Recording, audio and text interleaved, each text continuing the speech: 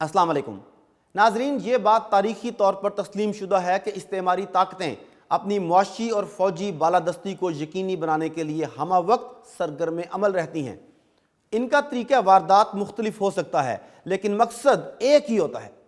दूसरी जंग अजीम से कबल नौ आबादियाती निज़ाम इसी वारदात का शाखसाना था, और आज कमज़ोर मुल्कों को दस्ते निगर रखने के लिए फ़ौजी ताकत का इस्तेमाल कदरे कम होता है, लेकिन इनकी मईशत को कंट्रोल में रखने के लिए ऐसे इदारे मौजूद हैं जो ये काम आसान तरीके से सर अंजाम दे रहे हैं।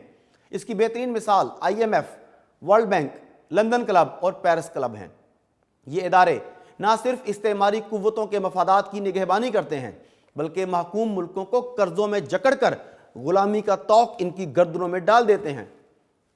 यूं दो धारी तलवार लटकाकर महकूम मुल्कों को लूटा जाता है। इसकी ताज़ा मिसाल पाकिस्तान है, जहां IMF मसरूफ़ अमल है। गवर्नर स्टेट बैंक रज़ा बाकिर और मुशीर ख़जाना हफीज़ शेख इन्हीं के वायसराय की हैसियत से काम कर रहे हैं। इस बात का सबूत स्टेट बैंक ऑफ पाकिस्तान की खुद मुख्तारी के हवाले से वो मुसव्विदा है जिसने पाकिस्तान के मौशी माहिरीन, कारोबारी तबके और सियासी वर्कर्स को तशवीश में मुब्तला कर दिया है। इससे पहले कि हम इस एक्ट के तबाहकुन असरात के हवाले से गुफ्तगू करें, आइए इस एक्ट के चीदा चीदा निकात का जायज़ा लेते हैं। हुकूमत पाकिस्तान की जानिब से इस मुजव्वज़ा कानून को स्टेट बैंक ऑफ पाकिस्तान तरमीमी एक्ट 2021 का नाम दिया गया है, और इसकी मंजूरी वफाकी काबीना ने 9 मार्च को दी थी। इस एक्ट के मुताबिक स्टेट बैंक हुकूमत को कोई कर्जा जारी नहीं करेगा। स्टेट बैंक का बुनियादी मकसद मुकामी सतह पर कीमतों को मुस्तहकम करना और मुआशी इस्तेहकाम पैदा करना होगा, और स्टेट बैंक हुकूमत की मुआशी पॉलिसियों की हमायत करेगा। नाजरीन, ये अल्फाज हैं, बैन सतूर कुछ और है जो बाद में बताऊंगा। इस एक्ट के मुताबिक सदर मुमलिकत को हुकूमत की सिफारिश पर गवर्नर स्टेट बैंक की तकर्री का अख्तियार हासिल होगा। सदर मुमलिकत अदालती फैसले के तहत गवर्नर स्टेट बैंक को हटा सकेंगे। नए कानूनी मसवदे में गवर्नर स्टेट बैंक के इख्तियारात को लामहदूद कर दिया गया है। गवर्नर स्टेट बैंक की मुद्दत मुलाजमत को 3 साल से बढ़ाकर 5 साल कर दिया गया है, जिसमें मजीद 5 साल की तौसी भी की जा सकेगी। इसके अलावा डिप्टी गवर्नर्स की तादाद 3 करने की तजवीज़ भी है, जिनकी मुद्दत मुलाजमत में मजीद 5 साल की तौसी दी जा सकेगी। गवर्नर स्टेट बैंक वज़ीर ख़ज़ाना की मुशावरत से डिप्टी गवर्नर्स के नाम तजवीज़ करेंगे, जबकि गवर्नर स्टेट बैंक की तनख्वाह और मुराद को वफाकी हुकूमत की बजाय बोर्ड ऑफ डायरेक्टर्स मुकर्रर करेगा, जिसका सरबराह भी गवर्नर स्टेट बैंक को ही बनाया गया है। स्टेट बैंक के नए कानूनी मसवदे की शिक 46B7 में मरकजी बैंक को यह इख्तियार दिया गया है कि वह किसी भी मकामी या गैर मुल्की रेगुलेटरी इदारे से मालूमात के तबादले के मुआहदे कर सकता है। इसमें किसी भी किस्म की मालियाती और गैर मालियाती मालूमात, चाहे वो अवामी सतह पर दस्तयाब हों या खुफिया रखी गई हों, उन्हें अफशा किया जा सकता है। खतरनाक बात यह है कि इस हवाले से कानूनी मुसवदे में यह बात दर्ज नहीं कि मुल्की सलामती, दिफा और ऐसी मालूमात जिनको हुकूमत ने खुफिया करार दिया हो, इसको जारी नहीं किया जा सकेगा। ये बात जहन में रखनी चाहिए कि मुल्की दिफा के हवाले से बैरून मुल्क होने वाली तमाम तर अदायगियाँ स्टेट बैंक के जरिए की जाती हैं।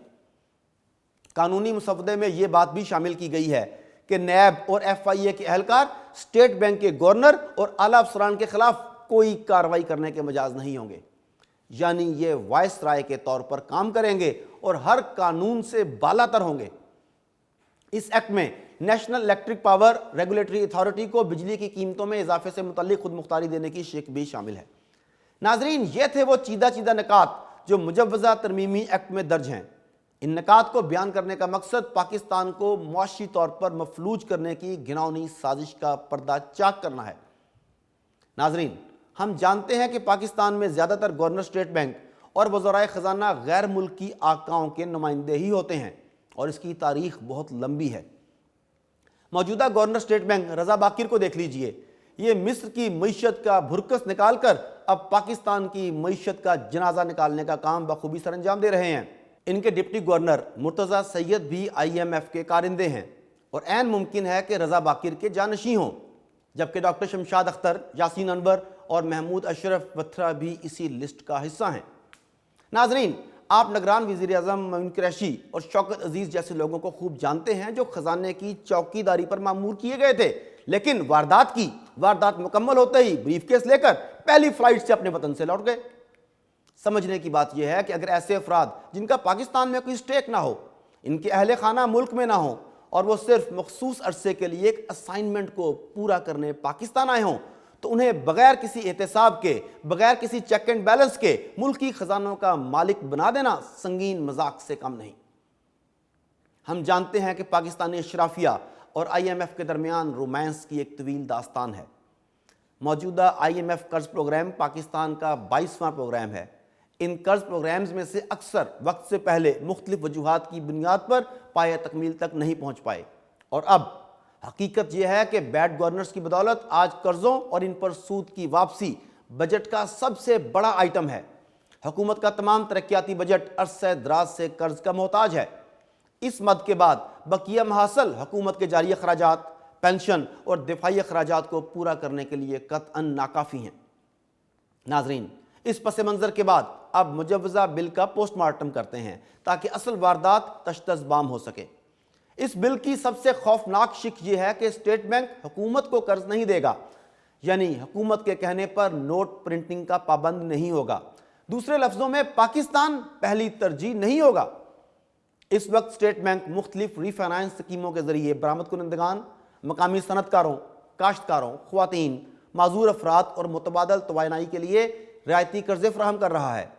موجودہ کرونا بائیو وار میں ہسپتالوں کی ضرورت میں اضافے پر اسٹیٹ بینک نے خصوصی اسکیم دی، جس سے ہسپتالوں نے وینٹیلیٹر اور دیگر آلات خریدے اور کئی لوگوں کی جان بچ سکی۔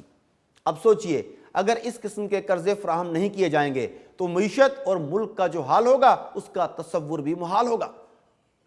پاکستان کے سنجیدہ کاروباری لوگ اور ماہرین معاشیات مجوزہ ایکٹ کو پاکستان کی خود مختاری کو گروی رکھنے کے مترادف قرار دے رہے ہیں۔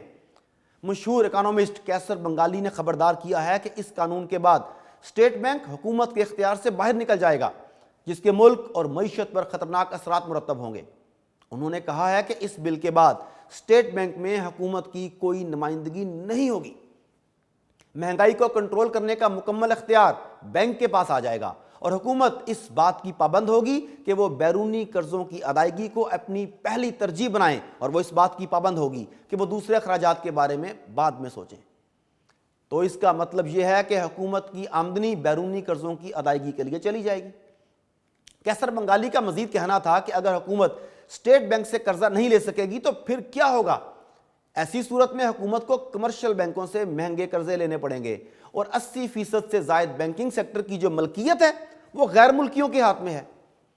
اس کا مطلب یہ ہے کہ ایک طرف حکومت قرض اتارنے پر لگی ہوگی اور دوسری طرف حکومت مزید قرض لینے پر مجبور ہوگی، جس کی وجہ سے ایک وقت ایسا بھی آ سکتا ہے کہ حکومت سرکاری ملازمین کی تنخواہیں بھی ادا نہیں کر پائے گی۔ خدشہ ظاہر کیا جا رہا ہے کہ حکومت نے آئی ایم ایف کو یقین دہانی کرائی ہے کہ یہ بل نافذ کیا جائے گا، اسی لیے $50 کروڑ کی ابتدائی قسط ملی ہے۔ لیکن جب حکومت اس بل کو نافذ کرے گی تو اس کے سنگین نتائج برآمد ہوں گے، یہاں تک کہ پاکستان کا جوہری پروگرام بھی متاثر ہوگا، اور پولیس اور سرکاری ملازمین کو تنخواہ دینے کے بھی لالے پڑ جائیں گے۔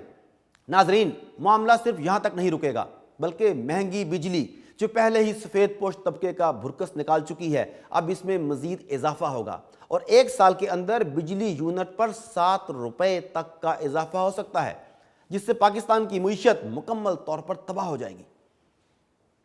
حکومت کی ترجیحات یا توجیحات جو بھی ہوں، لیکن سچ یہ ہے کہ اسٹیٹ بینک کی خود مختاری کی آڑ میں جو ایکٹ نافذ کرنے کی کوشش کی جا رہی ہے، اس سے آئی ایم ایف ریاست پاکستان کی گردن پر بیٹھ جائے گا۔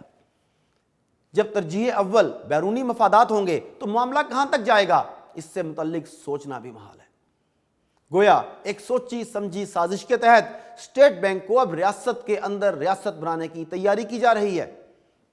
ایف بی آر کی جانب سے $140 ارب کا ٹیکس استثناء ختم کرنے اور 150 ارب بجلی سرچارج عائد کرنے کا مزدہ قوم کو پہلے ہی سنایا جا چکا ہے۔